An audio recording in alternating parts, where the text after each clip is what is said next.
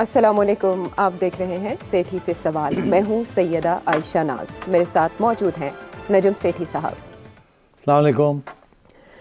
नजम सेठी साहब, आज का शो हम शुरू कर रहे हैं IMF और उसकी फिर सब कैटेगरीज़ के जो IMF की डिमांड्स हैं, ये उनको लेकर पाकिस्तानी पॉलिटिक्स में आइंदा आने वाले दिनों में क्या हो सकता है।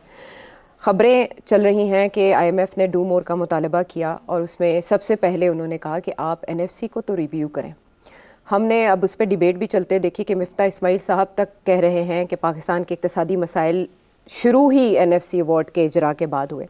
अब NFC हो गया या प्राइवेटाइजेशन हो गई, इसको लेकर पाकिस्तान पीपल्स पार्टी या नून लीग में आने वाले दिनों में जो भी हो सकता है वो तो फ्यूचर की बात है, लेकिन एक मामला उससे पहले हो गया और उस मामले को लेकर लोग अब अंगश बदंदा हैं, दांतों में उंगलियां दबाए बैठे हैं कि आगे चलकर क्या होगा और कितने नाको चने पाकिस्तान पीपल्स पार्टी चबवा सकती है वज़ीर आज़म शहबाज शरीफ साहब को। लेकिन उसमें शहबाज शरीफ साहब पर भी हैरत। अब इरसा कंट्रोवर्सी की बात हो रही है, आप तो जानते हैं कि क्या है उसकी तय में।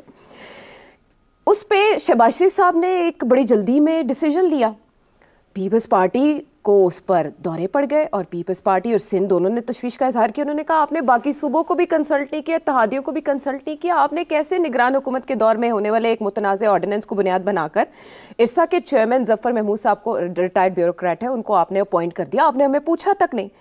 वो इस तकर्रुरी को गैर आइनी और गैर कानूनी करार देते हैं। लेकिन सवाल यहाँ सबके जहनों में है कि शहबाज शरीफ साहब जो इतनी बार वज़ीर आला पंजाब रहे, मुल्क के सबसे बड़े सूबे के वज़ीर आला रहे और वज़ीर आज़म भी रह चुके हैं, उनको नहीं पता था कि ये इक़दाम गैर आइनी या गैर कानूनी है? बड़ी लंबी चौड़ी आपने तमहीद बादी। हाँ, वो ये कि और असली सवाल आखिर में आके फिर आपने पूछा, उसका तो एक सेंटेंस के अंदर जवाब है, मगर पहले मैं वो जवाब दे देता हूँ, फिर मैं भी लंबी बात करूँगा। अच्छा चले, बदला ले लें आप। मैं बदला लूँगा। देखिए, शहबाज शरीफ साहब तो एक फ़ोन कॉल की मार है ना। किसकी? Red line. Red line. अच्छा, तो जो उनको कहा गया अगर लगाएं, उन्होंने लगा दिया। तो मेरे ख्याल है उनको तो शायद ये भी नहीं पता होगा कि इरसा है क्या। Indus river system authority, system authority, और वो कब हुई और क्या उसके अंदर तब्दीली है, उसके पीछे क्या सोच है, और ये जो लगाया जा रहा है, क्यों लगाया जा रहा है, लगवाया जा रहा है जफ़र साहब को, क्यों लगवाया जा रहा है। उनको तो बताया कि जी लगा दो, लगाता जी। शहबाज साहब तो बड़े बिजी आदमी है ना, तो जब फ़ोन आता है वहाँ से तो वो ही डजंट कि जी क्यों कैसे, ना ना ना, ठा करके। अच्छा, तो आपके सवाल का जवाब तो मैंने दे दिया। अब आप आइए कि ये है क्या इरसा, ये है कौन साहब हैं, ये जफ़र महमूद साहब जी, किन्होंने ये फ़ोन किया और क्यों लगवाया और क्यों सॉरी करके शहबाज साहब पीछे हट गए। अब ऐसे ही है ना। बिल्कुल। तो लेट्स स्टार्ट फ्रॉम स्क्रैच जी। सबसे पहले तो ये है जी कि इरसा 1991 में जी, ये एक मियाँ नवाज शरीफ साहब ने एक अकॉर्ड करवाया था जी 1991 में और उसमें इरसा बना था for the distribution of water. ये एक अकॉर्ड बना था जिसके अंदर सारे प्रोविंसेस के, चारों प्रोविंसेस के रिप्रेजेंटेटिव्स थे और सबके पास इक्वल वेट थी। और उस वक्त से आज तक ये चलता आ रहा है on the distribution of water. ठीक, कोई इसमें इश्यूज़ नहीं बने। अभी रिसेंटली कुछ इश्यूज़ बनने शुरू हो गए और ये कहा गया फ्रॉम द इस्टेब्लिशमेंट कि देखिए ये जो डिस्ट्रीब्यूशन ऑफ वाटर है ना, ये अनसाइंटिफिक लेवल तरीके के साथ हो रही है, इसको कोई साइंटिफिक तरीका होना चाहिए। ये तो बैक ऑफ पीछे से ये जी इतने इधर क्यों सेक्स जाना है इतने, तो कोई टेलीमेट्री सिस्टम होना चाहिए, टेक्नोलॉजी लानी चाहिए, हमें पता भी हो कितना पानी आ रहा है, किधर जा रहा है, and so on and so. तो एक तो इसको रिफॉर्म की ज़रूरत है। ठीक।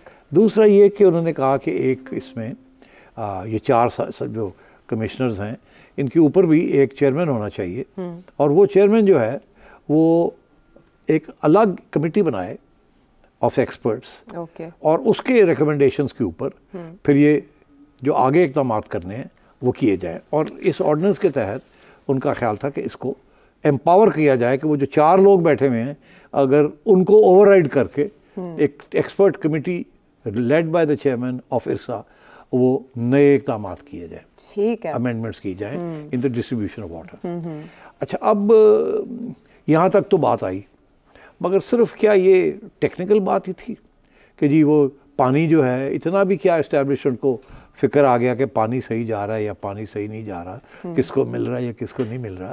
तो इस्टेब्लिशमेंट का ये लेट्स नाउ शैल वी से द मिलिट्री इनकॉर्पोरेटेड, क्योंकि इट्स अ बिजनेस एंटरप्राइज, उनके बिजनेस इंटरेस्ट भी हैं एज यू नो। तो वो उनका क्या इंटरेस्ट था इसके अंदर, बिकॉज ये तो this is got nothing to do with the military water supplies. आप ये कह सकते हैं कि एक स्ट्रेटेजिक लेवल पे, सिक्योरिटी लेवल पे इंटरेस्ट हो सकता है कि जी वो कालाबाग डैम बन जाए और सो सबकी सहूलत हो जाए, मगर ये कि जी इरसा जो है इसको अब कंट्रोल किया जाए और वाटर सप्लाईज जो हैं उसके अंदर भी कोई मिलिट्री का रोल होना चाहिए। तो पहली बात तो ये है कि वो क्या इंटरेस्ट था। तो कहा यह जाता है कि वो टेलीमेट्रिक सिस्टम, टेक्नोलॉजी, ये चीज़ें, क्योंकि food security is now major item on the agenda. और ये सही है कि इस वक्त जो फूड सिक्योरिटी है वो नेशनल इंटरेस्ट में भी उसका एक ताल्लुक है, क्योंकि अगर आपकी जो प्रोडक्शन जो है वो कम हो रही है या पूरी नहीं हो रही तो ज़ाहिर है इट्स अ नेशनल इशू। तो सब SIFC बन गई है नेशनल इश्यूज़ के ऊपर, जिसके अंदर मिलिट्री के रिप्रेजेंटेटिव्स बैठे हैं इन द नेशनल इंटरेस्ट। तो फिर ये इस किस्म की चीज़ों में भी उनका दिलचस्पी होगी, फूड सिक्योरिटी में, ठीक है। तो ये तो भाई ऊपर की बात, यहाँ तक तो बात समझ आती, मगर इसके पीछे एक और भी हल्की सी चीज़ चल रही है जिसकी तरफ तवज्जो दिलाना ज़रूरी है। वो ये कि कुछ अर्सा पहले पंजाब हुकूमत ने कोई 1 मिलियन 10 लाख एकड़ के करीब ज़मीन लीज आउट कर दी है टू ए मिलिट्री एंटरप्राइज, जिसका नाम है फॉनग्रो, जो कि फौजी फाउंडेशन की एक सब्सिडरी है। उसके साथ तल्लुक़ है फौजी फाउंडेशन का, जो कि वेलफेयर, आर्मी वेलफेयर के साथ जिसका तल्लुक़ है फौजी फाउंडेशन का। तो अब बात आई कि फॉनग्रो को 1 मिलियन एकड़ ज़मीन पंजाब हुकूमत ने दी है चोलिस्तान के इलाके में और फोर्ट अब्बास के इलाके में। वो सारा डेजर्ट इलाका है, वहाँ कोई पानी वानी नहीं है, वहाँ कुछ भी नहीं होता। तो आपने सुना होगा कि रिसेंटली बहुत इंटरेस्ट है कमर्शियल फार्मिंग के ऊपर, कि जी जो डेजर्ट एरियाज़ हैं पाकिस्तान के उनको भी आबाद किया जाए और वहाँ भी प्रोडक्शन की जाए। तो उसमें military is now showing interest in commercial farming. उन्होंने प्रॉपर्टी डेवलपमेंट के अंदर की है, सीड डेवलपमेंट के अंदर की है, बैंकिंग के अंदर हैं, वो शिपिंग में वो हैं, एयरलाइंस में वो हैं। तो ये भी एक एरिया था जहाँ commercial farming because of food security. तो ये वो लैंड एक्विजिशंस हो रही हैं via leases from the provincial government, और वो एक पंजाब ही है जो दे सकती है, बाकी तो देते हुए थे कोई नहीं। तो ये लेके तो उसके ऊपर डेवलपमेंट किया जाए फार्मिंग। अब यहाँ इस इलाके के अंदर कोई वो नहीं है, पानी वानी कोई नहीं है। अच्छा। तो एक ये भी था कि ये फीजिबल नहीं होगा जब तक वहाँ पानी नहीं पहुँचेगा। तो पानी पहुँचाने के लिए इरसा के ज़रिए कुछ तब्दीलियों की ज़रूरत पड़ेगी ताकि वहाँ भी कैनाल्स जाएं और वहाँ भी पानी पहुँचे। अच्छा। तो ये इरसा सिस्टम के अंदर कोई और भी शाखें निकालनी हैं जाके पानी इन इलाकों में भी जाए और वो उनको फिर काश्त वहाँ हो सके।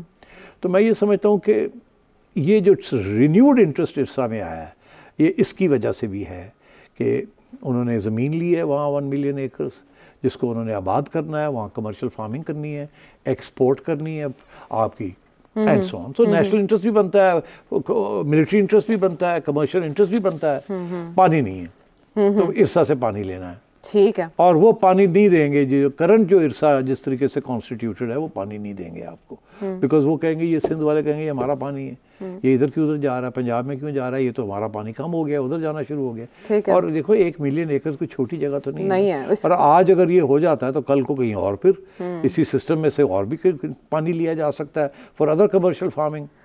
ठीक। तो मैं ये कह रहा हूँ कि इसके पीछे कुछ इस किस्म की चीज़ भी है। आगे अब आइए कि तो इसलिए शहबाज शरीफ साहब को कहा गया कि करो, असी उन कुछ थोड़ी जी तब्दीली करनी है इरसा। ठीक है। अब जफ़र महमूद साहब को क्यों चूज़ किया? अगर करना था और एक नया ऑर्डिनेंस आपने केयर टेकर्स के ज़रिए करवाया था जो कि अंगूठा छापते, तो जो भी होता था अंगूठा लगा देते। अब शहबाज साहब भी कुछ थोड़े कम ही हैं मगर वो अंगूठे ही वाली बात है। तो जफ़र साहब को क्यों लिया? आप उनको कोई समझाता कि जफ़र साहब जो हैं एक इंटेलेक्चुअल हैं, एक वापडा के चेयरमैन रहे हैं, एक राइटर हैं, जिनकी एक इंटेग्रिटी है और उनकी जो अपनी सियासी और इकोनॉमिक व्यूज़ हैं वो छुपाते नहीं हैं, वो कॉलम भी लिखते हैं अखबारों में। उन्होंने किताब भी लिखी है वापडा के ऊपर, वापडा कालाबाग डैम के ऊपर कि इसकी ज़रूरत है सख्त। और इनफैक्ट लोग ये कहते हैं कि अगर उनकी बात मान ली जाती तो आज इतनी बड़ा जो हमारा पावर का प्रॉब्लम है वो ना होता, मगर ये सिंध वाले और केपी वाले नहीं मानते ना, तो इसलिए कालाबाग डैम ठप हो गया। तो जफर साहब की तो व्यूज़ पता है, अब उनको आपने लगाना है तो फिर तो ये होगा। आप वहाँ आयशा को लगा देते जिसके बारे में कोई वापडा के बारे में और उन्होंने कोई कालाबाग डैम नहीं कहा, तो आयशा को अंगूठा लगवा लेंदे तुसी। जरूर तुसी जफर साहब बेचारे कट के लिया सी और लिया के तो उन्होंने ऊपर अंदर लगाया, पुछे बगैर लगा के तो फिर उसके बाद छुट्टी कराती। ये कोई तरीका तो नहीं। लेकिन ये तरीका करने पे मजबूर शहबाज शरीफ साहब कैसे हो गए? और जब आपने कहा ये नेशनल इंटरेस्ट भी है, मिलिट्री इंटरेस्ट भी है, तो नेशनल इंटरेस्ट पे तो सब एक होते हैं ना। इस पे सवाल भी आया आतिफ साहब दादू से, उन्होंने ये पूछा था कि शहबाज शरीफ साहब क्या फैसले ले रहे हैं कि पहला फैसला ये एंटी सिंध हो गया, ये सिंध और फिर मुराद अली शाह, फिर आसिफ अली जरदारी साहब, क्या उनको नहीं पता ये नेशनल इंटरेस्ट है? आसिफ अली जरदारी को पता है कि प्रोविंशियल इंटरेस्ट क्या है और नेशनल इंटरेस्ट क्या है। याद रहे कि आसिफ अली जरदारी साहब ने 2010 में 18th अमेंडमेंट की जब टेकअप किया था तो और उसके अंदर नेशनल फाइनेंस कमीशन अवार्ड भी उन्होंने किया था। 47.5% of federal revenues, tax revenues जो थे, जो वो जाते थे प्रोविंसेस को, उससे कबल उन्होंने वहाँ उसको 57.5% पे ले आए, बढ़ा दिया। हुकूमत भी उनकी थी, प्रेसिडेंट भी वो थे, तो उन्होंने बंदे साथ लिए और जनाब करके एनएफसी अवार्ड अमेंड कर दी कॉन्स्टिट्यूशन। अब तकलीफ ये हो रही है कि उस वक्त तो इतनी शॉर्टेज नहीं थी पैसों की, पैसे आ रहे थे, चल रहा था मामला, तो लोगों ने कहा कर दो। पंजाब ने भी कहा यार सानू भी मिल जाएंगे, अल्लाह खैर सल्ला। तो अब सूरत हाल ये है कि पैसे नहीं रहे गवर्नमेंट के पास, दाने मुक गए हैं। जिससे दाने मुक गए हैं तो सबसे पहले तकलीफ तो होती है फौज को, उनके बजट्स चाहिए, उनको अपनी नेशनल सिक्योरिटी के लिए अपने बजट चाहिए। हर साल 10 से 15-20% वो इंक्रीज होता है, कुछ सामने आता है, कुछ इधर से आ जाता है, कुछ इधर से आ जाता है, तो वो अब कहाँ से आएंगे पैसे? ठीक। तो ये हर जगह पे कटौतियाँ लग रही हैं जी, और वो इसलिए लग रही हैं बिकॉज फेडरल गवर्नमेंट ने प्रोविंसेस को ज़्यादा पैसे दे दिए। अब मिफ्ता इस्माइल साहब भी चीख रहे हैं कि जी ये तो नहीं होना चाहिए था, और बाकी लोग भी चीख रहे हैं, कुछ इसलिए क्योंकि शायद फौज को अब तो तकलीफ होगी, कुछ इसलिए क्योंकि वैसे ही डेवलपमेंट के लिए पैसे कम हो जाएंगे फेडरल गवर्नमेंट के पास। और तीसरा ये कि एक असेसमेंट है कि जो सिंध हुकूमत है या जो केपी की हुकूमत है, वो जो पैसे उनको मिलते हैं वो सही इस्तेमाल नहीं करते हैं, करप्शन में चले जाते हैं। ये भी तो इल्ज़ाम है ना प्रोविंशियल गवर्नमेंट्स के जो, और ख़ुसूसन पीपल्स पार्टी के ऊपर और पुराने ज़माने में नून लीग के ऊपर भी। तो अब बात यह है कि एक तरफ फेडरल गवर्नमेंट को अब सख्त ज़रूरत है पैसों की, और IMF भी आके ये कह रहा है, आपने IMF का जिक्र किया, IMF भी आके ये कह रहा है कि इसको रिवर्स करो जी। फेडरल गवर्नमेंट जो है वो प्रोविंसेस को कम पैसे दे, प्रोविंसेस को कहें खुद अपने पैसे इकट्ठे करें, टैक्स लगाएं, प्रोविंशियल टैक्सेस लगाएं, ये करें वो करें, और फेडरल गवर्नमेंट की जान छोड़ें। एक तरफ तो कहते हैं हम प्रोविंशियल ऑटोनॉमी चाहते हैं, दूसरी तरफ ये कहते हैं कि फेडरल गवर्नमेंट और पैसे दें हमें, तो ये पुराना सिस्टम वापस लेके आएँ, ये पैसे वापस करें। अभी भी ये हो ये गया है कि NFC में तो पैसे मिलते ही कम अगर ये वापस चले जाएँ, मगर हुआ ये है कि अब ये कह रहे हैं फेडरल गवर्नमेंट कि जब तक ये NFC अवार्ड जो है इसको हम रिवर्स नहीं करते जी, तो फिर हम ये कहेंगे प्रोविंसेस को कि जो पहले आपको मिल रहे हैं 57.5%, हम तो पहले ही काट के आपको देंगे, आप रोते रह जाइएगा। आप आए हैं हमारे पास, मेरे पैसे रह गए हैं जी, जैसे आज KP वाले पहुंच गए हैं जी हमें पैसे हमारे आपने देने हैं। इसी तरीके के साथ वो बाकी प्रोविंसेस के जो पैसे हैं जो उनको मिलने चाहिए थे, उनमें से भी इन कटौतियाँ होनी शुरू हो गई। तो वो डिफैक्टो जो है वो उन्होंने कर ही लिया है कि पैसे कम जा रहे हैं प्रोविंसेस को। ठीक है, तो मैं ये समझता हूँ ये IMF और नेशनल इंटरेस्ट ये एक तरफ, और दूसरी तरफ इंटरेस्ट है प्रोविंसेस का। तो अब आपने जो सवाल खड़ा किया है तो बड़ा अहम है कि एक सिंध की हुकूमत वो नहीं मानेगी इस चीज़ को, एक KP की हुकूमत नहीं मानेगी, बिकॉज दोनों हुकूमतें जो हैं वो PDM का हिस्सा नहीं है। ठीक है, तो अगर PDM का हिस्सा भी होती तो इस चीज़ के ऊपर जरदारी साहब ने कभी नहीं मानना था। ये तो उनका एक खसूसी सिंधी नेशनलिस्ट कार्ड है जो उन्होंने प्ले किया था 2010 में, और आज तक उसकी वो क्रेडिट लेते हैं। उन्होंने चालाकी ये की थी कि जब ये कार्ड प्ले किया, साथ ही साथ उन्होंने एक और कार्ड भी क्लियर कर दिया। वो ये उन्होंने अपने जो पावर से प्रेसिडेंसी के 58(2)B जिसके तहत आप गवर्नमेंट्स को डिसमिस करते थे, उन्होंने कहा जी मैं कुर्बानी करता हूं, लेट गो कर दिया, मैंने कहा ये फेडरल गवर्नमेंट ये जो काम होता है मैंने छोड़ दिया, मगर आप प्रोविंसेस को एम्पावर करें। हुआ ये कि प्रोविंसेस को पैसे तो मिलने शुरू हो गए, मगर जो डिवोल्यूशन होनी थी मिनिस्ट्रीज की और जिम्मेदारियां की, वो फेडरल गवर्नमेंट ने की नहीं। अगर वो कर देते तो ये फिर पैसे फेडरल गवर्नमेंट के बच जाते जो इस वक्त मिनिस्ट्रीज के ऊपर लगे हुए हैं, जिसकी ज़रूरत नहीं है। डिवोल्यूशन हो गई है। फॉर एग्जांपल स्पोर्ट्स डिवॉल्व हो गया है, वो अब चला गया प्रोविंसेस के पास। फेडरल गवर्नमेंट अभी भी स्पोर्ट्स मिनिस्ट्री बना के बैठी हुई है, पैसे वहाँ खर्च कर रही है। इस किस्म की एजुकेशन है, एजुकेशन भी सारी चली गई है प्रोविंसेस के पास। फेडरल गवर्नमेंट अभी भी हायर एजुकेशन और दूसरी एजुकेशन के बजट्स, अरबों रुपए के बजट्स बना रही है, इसकी ज़रूरत नहीं है। तो मतलब है फेडरल गवर्नमेंट ने एक तरफ तो पैसे दे दिए, दूसरी तरफ अपने पैसे कम ना किए जो खर्चे थे, और ये क्राइसिस आ गई। अब फौज कहती है या अपने खर्चे कम करें और फेडरल पूल को बढ़ाएं, नहीं तो डेवलपमेंट एक्सपेंडिचर भी कम हो जाएगा, पॉवर्टी एलिविएशन के लिए भी पैसे कम हो जाएंगे, क्योंकि प्रोविंसेस तो बेनज़ीर इनकम सपोर्ट प्रोग्राम नहीं करती। ठीक है ना, ये तो सारी फेडरल गवर्नमेंट करती है। तो इसी तरीके के साथ ये प्रॉब्लम्स आ रहे हैं। अब मैं आपसे ये कहने जा रहा हूँ कि प्रॉब्लम्स बनने जा रहे हैं बिटवीन पीपल्स पार्टी और फेडरल गवर्नमेंट। अच्छा, ऐसे लगता है आप ये प्रिडिक्ट कर रहे हैं, लेकिन ऐसे लगता है जैसे पीपल्स पार्टी ये पहले फोर्सी कर चुकी थी, इसीलिए उन्होंने अपने आप को कैबिनेट से भी बचा लिया। वो IMF के साथ मुज़ाकरात का हिस्सा भी नहीं बन रहे, स्मार्टली वो खेले हैं अभी तक। और ये जो बातें अभी तक IMF के साथ डिस्कस हुई हैं, चाहे वो NFC अवार्ड को रिवाइज़ करना हो, या वो 18th अमेंडमेंट की बात हो, या वो प्राइवेटाइजेशन की बात हो, इस पर पीपल्स पार्टी का मौक़िफ़ सब पहले दिन से जानते हैं। बिल्कुल। तो इन 4 दिनों में कैसे ये कोई अप्रूवल ले या दे सकते हैं, और IMF प्रोग्राम का क्या बनेगा जब पीपल्स पार्टी इत्तेहादी तो है ना, सपोर्ट तो चाहिए ही होगी पीपल्स पार्टी की। हमारे इस्टेब्लिशमेंट के भाई लोग जो हैं वो उनको जब ये बात की जाए, अगर गली कोई नहीं, तो उनकी ऐसी तैसी करेंगे जो हम कहेंगे, ये वहाँ एटीट्यूड है। अब शहबाज साहब तो कहते हैं ठीक है, मगर सरदारी साहब इतनी जल्दी जिन्होंने कहना लम्बे नहीं पै जाएंगे, सरेंडर नहीं कर दे, ना ना ना। जरदारी साहब ने गेम खेलनी है पूरी। वो प्रेसिडेंसी में बैठ गए, उन्होंने आते सार अपना पहले उन्होंने केयर टेकर गवर्नमेंट के अंदर एक झलक दिखाई थी। वो झलक ये थी कि जब बजट पास हो रहा था उस वक्त PDM गवर्नमेंट का, तो उस वक्त PCB की चेयरमैनशिप का इशू बना था जी। जरदारी साहब ने कहा कि ये हम चेयरमैन लगाएंगे। तो शहबाज शरीफ साहब ने जरदारी साहब को कहा कि भाई मैं पैटर्न हूँ PCB का, प्राइम मिनिस्टर होता है जो भी हो, तो ये IPC मिनिस्ट्री मेरे अंडर आती है, तो हम अपॉइंट करेंगे चेयरमैन को। तो उन्होंने कहा no sir, IPC ministry under the formula हमारे पास है, हमारा मिनिस्टर है मजारी साहब, हम फैसला करेंगे कि चेयरमैन कौन लगना है। और उन्होंने अपनी हाँ मनवाई, उन्होंने ज़का अशरफ साहब को मनवाया, और शहबाज साहब पीछे हट गए। वो तो एक झलक थी। तो इसका मतलब एक जरदारी सब पे भारी। हाँ, अब उन्होंने दूसरी झलक दिखा दी आपको। ठीक है, पहले उन्होंने वो दिखाई कि जी जो मैं कहना करो, नहीं तो देखो। दूसरी चीज़ ये, और उस वक्त by the way they were not even part of PDM, वो तो बाहर आ गए थे उस वक्त, फिर भी देखे उनका कितना था पावर। दूसरी चीज़, क्योंकि उस वक्त बजट आ रहा था ना, तो इसहाक डार साहब की टांगे कांपने टांग रही थी कि जी अब अगर पीपल पार्टी ने सपोर्ट ना किया तो क्या होगा। तो वो जनाब ये वो जो गड़बड़ कर रहे हैं वो तो धमकी दे रहे हैं, we have to agree to what they are saying. अच्छा, अब आइए आगे बात। तो जरदारी साहब ने ये पहला नई हुकूमत के साथ जैसे कहना एक पत्ता चलता है, हाँ। और उन्होंने देखा कितनी जल्दी 24 घंटे के अंदर रिवर्स करवा लिया। तो आप सोचिए कि कितना पावर है। आगे आइए, नवीद कमर साहब एक ज़माने में प्राइवेटाइजेशन के हेड रहे। पीपल्स पार्टी की पोजीशन प्राइवेटाइजेशन से बड़ी, इसीलिए उनको लगाया था जरदारी साहब ने अपने दौर में कि कोई प्राइवेटाइजेशन वो नहीं करनी जिसके साथ पीपल्स पार्टी का नुकसान हो जाए। अब क्यों PIA के ऊपर ये अपोज्ड है टू प्राइवेटाइजेशन? PIA के अंदर ज़्यादातर जो भर्तियाँ हुई हैं वो पीपल्स पार्टी ने की हैं। अगर वहाँ 5,000 लोगों की ज़रूरत है तो वहाँ 15,000 लोग हैं, इसीलिए वो लॉसेस में है।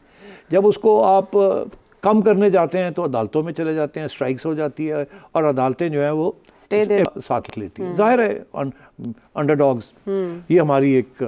तो पीपल्स पार्टी PIA की प्राइवेटाइजेशन के ख़िलाफ़ है। अगर उसके साथ बेरोज़गारी होगी और पीपल्स पार्टी के लोग जो भर्ती हुए हैं वहाँ, उनकी छुट्टी हो जाएगी। तो इसलिए पीपल्स पार्टी ने पहले ही बिलावल भुट्टो ने शोर डाल दिया था कि we don't want the we oppose to the privatisation of PIA।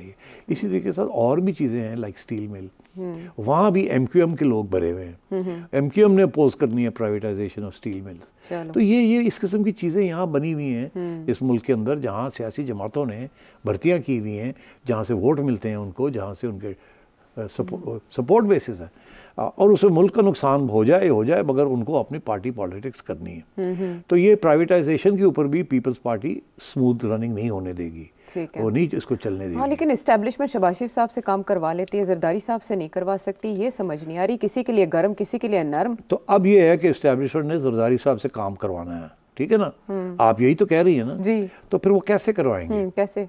अब इस्टेब्लिशमेंट भी तो कोई छोटी मोटी चीज़ नहीं है ना, इस्टेब्लिशमेंट तो कल अगर चाहे तो ये जरदारी साहब का सारा महल उल्टा सकती है, मगर और उनके पास तरीके हैं, अभी भी केसेस चल रहे हैं।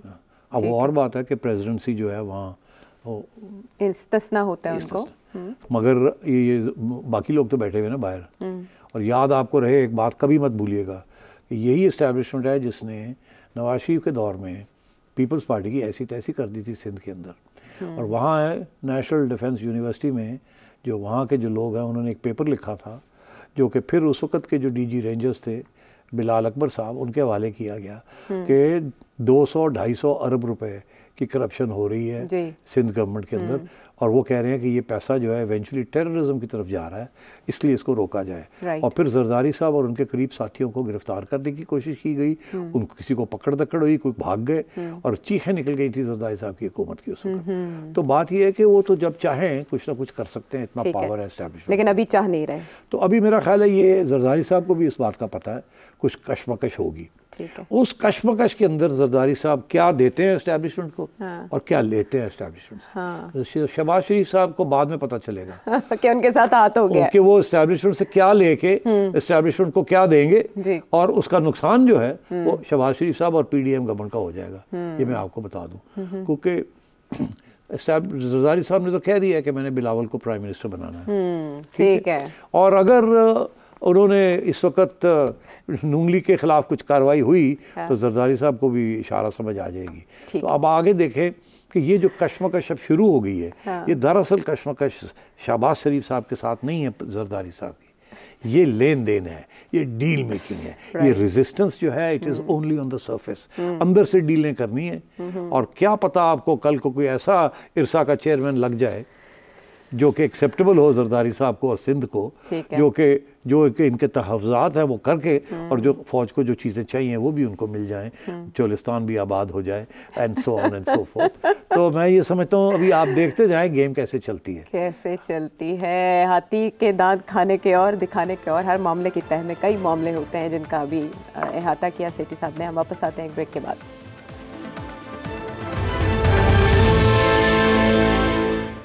Welcome back to the show.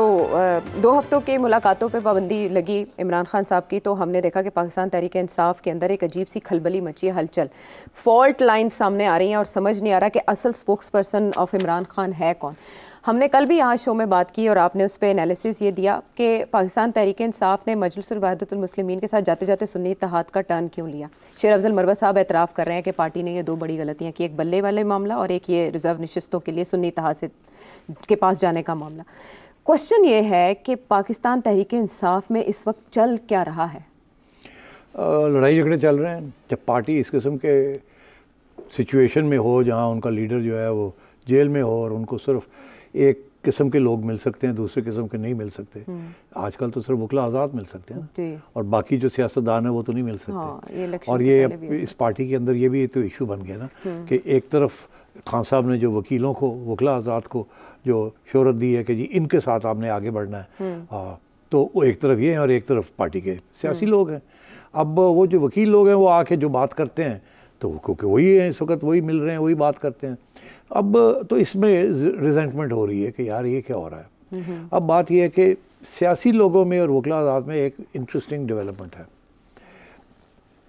जो सियासी लोग हैं उनमें 2 किस्म के लोग हैं। एक वो जो कहते हैं कि लड़ाई झगड़े इतने नहीं करने चाहिए, किसी तरीके के साथ एस्टैब्लिशमेंट के साथ रास्ते खुलने रखने चाहिए। अगर हम पहले भी तो हमने इस्टेब्लिशमेंट के ज़रिए आए थे, ये भी तो इस्टेब्लिशमेंट के ज़रिए आए हैं हमें निकाल के, तो हमें फिर से अपनी ओपनिंग्स रखनी चाहिए, क्योंकि इनको किसी वक्त इनकी आपस में लड़ाई फिर हो जाएगी और फिर इस्टेब्लिशमेंट को ज़रूरत पड़ेगी, तो हमारी कोई एंट्री रहनी चाहिए। एक तो ये लोग हैं कि दूसरे वो लोग हैं कि 2 लोग हैं कि नहीं अब हम तो एंटी इस्टेब्लिशमेंट पार्टी हो गए, हमारा नया बयानिया है, हम तो देखे भी नहीं जा सकते कि हम कोई मुज़ाकरात करें या इस किस्म की बात करें। खान साहब ने क्या किया है कि जो लोग अपॉइंट कर दिए हैं वो मुज़ाकरात वाली लॉबी अपॉइंट की है। अब देखिए ना, लीडर ऑफ द हाउस कौन है, लीडर ऑफ द ऑपोजिशन कौन है, तो वो तो he is not a hard liner, ठीक है ना। गौहर साहब क्या है, he is not a hard liner, soft spoken है वैसे भी। अली जफर साहब को लगाया था, he is not a hard liner, आप समझ रहे हैं। जो हार्ड लाइनर है वो सिर्फ गंडापुर है, उसको केपी में रखा है। फेडरल गवर्नमेंट जहाँ बातचीत होती है वहाँ हार्ड लाइनर कोई नहीं है। बड़ी इंटरेस्टिंग है ये। खान साहब ने भी तो चुन के रखा है ना, क्योंकि जब नेगोशिएशन करनी होती है तो हार्ड लाइनर भी चाहिए आपको और सॉफ्ट लाइनर भी चाहिए।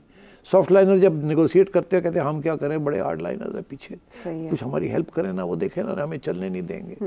हाँ, तो वो उनको भी रखना पड़ता है। तो और इधर बात करने के लिए सॉफ्ट लाइनर्स भी होते हैं। तो खान साहब दोनों गेम्स खेल रहे हैं। एक तरफ वो उन्होंने टॉक्स का रूल आउट नहीं किया और बयानबाजी भी ऐसी है कि हमने तो कभी नहीं कहा कि हम बात करने के लिए तैयार नहीं है, यू टर्न लेते रहते हैं। तो और अब आप देख रहे हैं कि ये जो इंटरनल डिविजन्स हैं वो बाहर आनी शुरू हो गई हैं। अच्छा, शेर अफजल मरवत साहब कह रहे हैं 2 गलतियां हुई हमसे जिसकी वजह से हमें ये नुकसान हुआ। अब उन गलतियों का जिम्मेदार कौन है, वो फैसले किसने लिए? क्योंकि कहा जाता है कि पार्टी में फैसला एक ही बंदे का चलता है। ये गलत है। मैं आपको बताऊँ, PTI का हाल ये है कि उनको ये नहीं पता कि ये खान है या ये खान है, इधर से पकड़ना है या इधर से पकड़ना है। इतनी डिवीज़न है और इतनी आप समझें कि लैक ऑफ लीडरशिप है।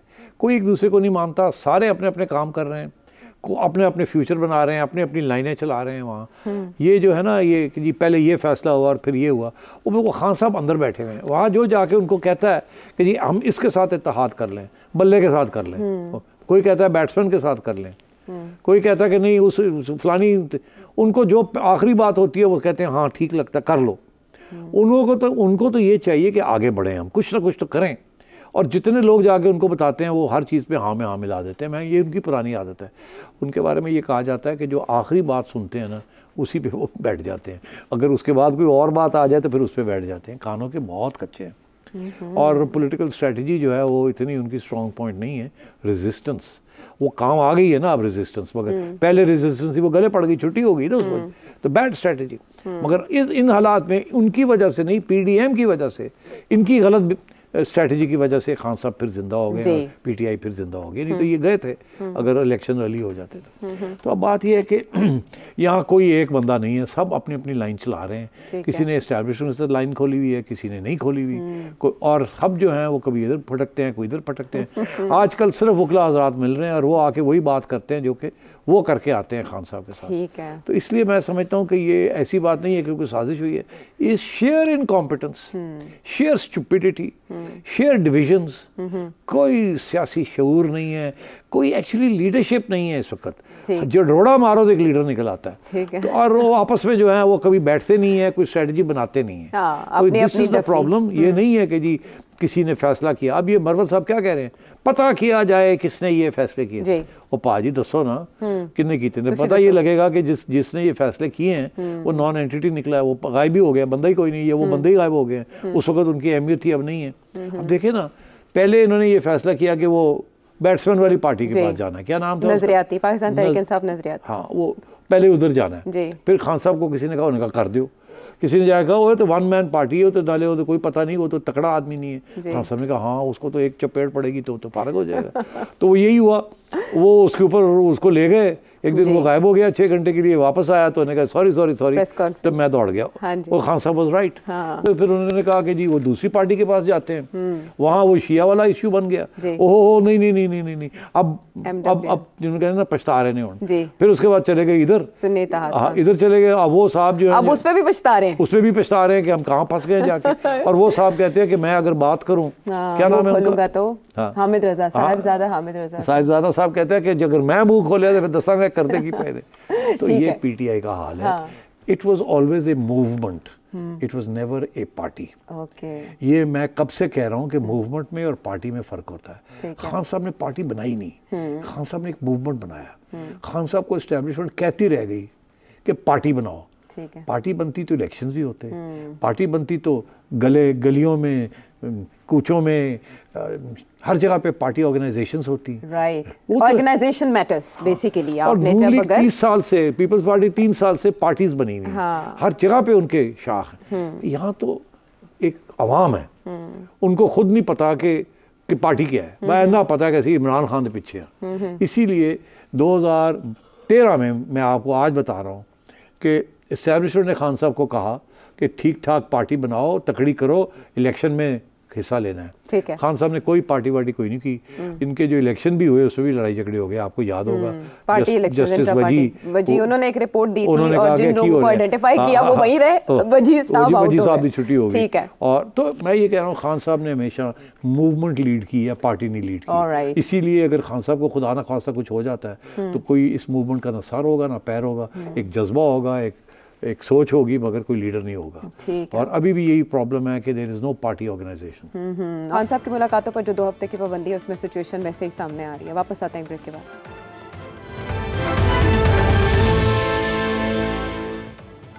Welcome back to the show. Sethi साहब, बड़ा ही अच्छा सवाल है। अच्छा, ज़हीर अहमद साहब फैसलाबाद से जानना चाह रहे हैं, for a common man, for a ले मैन, क्या है वो? जी, पाकिस्तान की जो इकोनॉमी जो है वो किस तरीके से बेहतर तौर पर चलाई जा सकती है? काइंडली ज़रा हमें ये आम फहम दिमाग को समझने के लिए ज़रा ये हमें बता दें कि ये जो हमारे जो इकोनॉमिक स्टेबिलिटी है वो किस तरह मुमकिन है? बताएं सेठ साहब। तो फिर फाइनेंस मिनिस्टर मुझे बनाना चाह रहे हैं आप? हो सकता है। हाँ, तो बात ये जी कि एक तरफ तो बहुत आसान काम है, दूसरी तरफ बड़ा मुश्किल काम है। क्या हो सकता है या क्या होना चाहिए और क्या हो सकता है, दो फर्क चीज़ें। सबको पता क्या होना चाहिए, इसमें कोई रॉकेट साइंस नहीं है। ओके। अगर आप कहें तो मैं दोहरा दूं क्या होना चाहिए। क्विकली इस मुल्क के अंदर हुक्मरान तबका जो है उसके 6 शाखें हैं। मिलिट्री, ब्यूरोक्रेसी, जुडिशरी, ताजर, सरमायादार और ज़मींदार, बड़े बड़े ज़मींदार। ये 6 तबके हैं या ग्रुप्स हैं जो पाकिस्तान की इकॉनमी को कंट्रोल करते हैं। ठीक। हफीज़ पाशा साहब हमारे एक बहुत अहम इकोनॉमिस्ट हैं, मेरे साथ कैम्ब्रिज यूनिवर्सिटी में भी थे, हम इकट्ठे कॉलीग्स भी थे। वो एक दफ़ा वो finance minister, state minister of finance बने थे, मगर उसके बाद उनको कभी नहीं इनवाइट किया गया। क्यों? वो रिसर्चर है, उन्होंने बहुत ज़बरदस्त बातें की हैं। अभी हाल ही में उन्होंने एक इंटरव्यू दिया जिसका आपके सवाल का जवाब आपको मिल जाएगा। वो कहते हैं कि 4,500 अरब रुपया, कितना? 4,500 अरब रुपया। ये सिर्फ 3, ये जो 6 तबके मैंने बताए ना, इनमें से 3 तबके ऐसे, अब छोड़ दे कौन से, कि ये सब्सिडीज़ के तौर पे और स्पेशल प्रिविलेजेस के तौर पे ये हजम कर लेते हैं आपके सारी रेवेन्यू, ये जो खा जाते हैं। तो बाकी बचता तो क्या नहीं है? तो मिलेगा क्या गवर्नमेंट को? हाँ। तो 4,500 अरब रुपया अगर ये ना खाएं तो आवाम के लिए कुछ बच जाएगा ना, कुछ हो सकेगा ना। सिर्फ उन्होंने एक बात ये कही है कि जी ये पार्लियामेंट के अंदर ज़मींदार बड़े बड़े बैठे हुए हैं ना, लैंडलॉर्ड्स, 10-10 करोड़ रुपया खर्च करते हैं इलेक्शन जीतने के लिए। वो कह रहे हैं कि सारे पाकिस्तान के अंदर जितने भी ज़मींदार हैं उनमें से सिर्फ 1%, अगर 100 हैं तो उनमें से एक जो है वो 23 से 25% सारी ज़मीन का मालिक है। अगर ज़मीन इस तरीके से बांटी हुई है और मलकियत है तो आपका क्या ख्याल है उस ज़मीन से जो सरप्लस मिलता है, जो प्रॉफिट मिलती है, वो किसकी जेब में जाती है? आवाम की जेब में तो नहीं जाती। हाँ।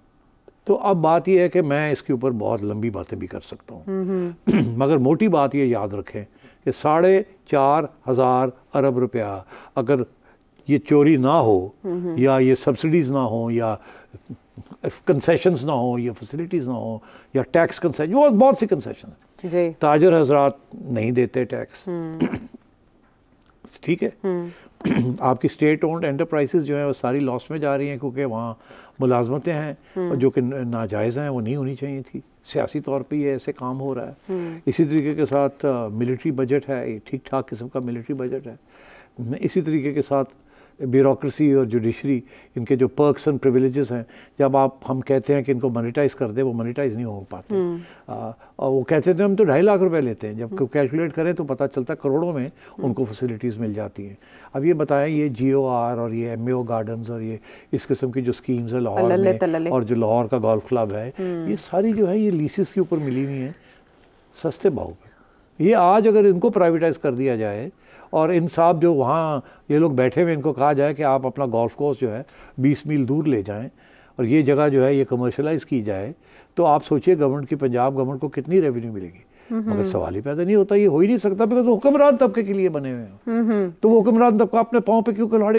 इसी तरीके के साथ ये जियो आ रहा है, यहाँ अगर आप इसको कमर्शलाइज कर दें और ब्यूरोक्रेट्स को कहें जाएं, जाके रायविंड के अंदर आपके लिए हम घर बना देते हैं, वहाँ जाएं, अब तो बस भी चल पड़ी है, तो आपका ख्याल है ये होगा ऐसे? तो जो IMF सजेस्ट करता है रिफॉर्म्स आपके लिए, इंफ्रास्ट्रक्चरल ऑब्वियसली और मैक्रो इकोनॉमिक मैनेजमेंट की बात करता है, क्या वो नहीं जानता कि ये आपके मसाइल की जड़ है और वो नहीं कहता कि आप इनको रेक्टिफाई? बिल्कुल वो कहता है, वो बिल्कुल कहता है कि ये सारी पर्क्स एंड प्रिविलेजेस जो हैं, ये जो फैसिलिटेशंस हैं, ये जो सब्सिडीज आप दे रहे हैं इधर से हुक्मरान तबके को, इसको खत्म करें आप। फिर क्या करते हैं? तो ये नहीं करते ना, तो करते क्या है ये कहते हैं अच्छा जी आप ये बताएं कितने पैसे इकट्ठे करने हैं, ठीक है, तो हम कर देते हैं आपको इधर से उधर से। पहले तो ये कर्जे लेके वो पूरे करते रहे, अब ये क्या कर रहे हैं कि वो टैक्सेस बढ़ा रहे हैं। ठीक है, टैक्स बेस नहीं बढ़ा रहे। आयशा तुम्हारे ऊपर जो इस वक्त टैक्स लग रहा है तुम्हारी तनख्वाह के ऊपर, वो बढ़ जाएगा अब, ठीक है, मेरे ऊपर नहीं बढ़ेगा बिकॉज मेरा टैक्स ब्रैकेट में भी मैक्सिमम है, तुम अभी मैक्सिमम में नहीं पहुंची हो। मगर जो 50,000 रुपए ले रहा है बेचारा, जिसके घर के बिजली के बिल 50,000 से ज्यादा आ रहे हैं, जो यहाँ 50,000 रुपए तनख्वाह ले रहा है, उसके ऊपर भी टैक्स वो कहते हैं 2.5% है, वो भी बढ़ाएं। जो लाख रुपए आए जिसके ऊपर, जो उसको भी टैक्स कहते हैं बढ़ाए, तो वो कहते हैं और कोई चारा नहीं है। ठीक है, यानी तो जो लोग टैक्स नहीं दे रहे, ताजर नहीं दे रहे, लैंडलॉर्ड्स नहीं दे रहे, ठीक है, और भी बड़े इदारे हैं जो खा पी रहे हैं, जी जी, तो उनके ऊपर क्यों नहीं लगाते? तो ये सारी बातें इस वक्त चल रही हैं, मगर क्या ये होगा? मुश्किल है। हमेशा बोझ जो है वो आवाम के ऊपर होगा। देखिए ना, ये जो बिजली का बोझ है ये आवाम के पड़ता है ना, बिल्कुल। अभी जो गैस का बोझ है, पेट्रोल का बोझ है, ये सबसे आसान बात है कि ये टैक्स लगा दे, बिकॉज मजबूरी है, हर एक की मजबूरी है। जिसको 50,000 भी तनख्वाह मिलती है उसकी भी मजबूरी है कि उसने पेट्रोल भी लेना है अपनी मोटरसाइकिल के लिए, रिक्शे पे भी बैठना है, बस में भी जाना है, पेट्रोल चाहिए। इसी तरीके से बिजली, अगर वो एक पंखा भी घर में चलना है तो बिजली चाहिए। तो अब ये वो है जहाँ कोई मजबूरी है, लोगों को देना पड़ता है, ठीक है, अगर उनकी चीखें निकलती हैं। बिल्कुल ठीक है। डायग्नोसिस इकोनॉमी के हवाले से बहुत अच्छा, बहुत सी बात है, पूरा लेक्चर आपको दे सकता हूं, लेकिन जो आपने वन लाइनर पहले ही बता दिया, मेरा ख्याल है उसको अगर आप सारे मसले को समझना चाहते हैं तो बस कैसे ये हल होगा, ये हल उसी वक्त होगा कि जो लोग इस वक्त एक्सप्लॉइट कर रहे हैं पाकिस्तान की आवाम को और पाकिस्तान के इदारों को, वो वॉलंटरी कर दे तो हो सकता है, वरना आज तक तो हो नहीं सका कि क्लिप किया जा सके। इसी किस्म की सूरत में इनकलाब आते हैं। इनकलाब आते हैं। चले ठीक है, इसके साथ ही चाहेंगे इजाजत।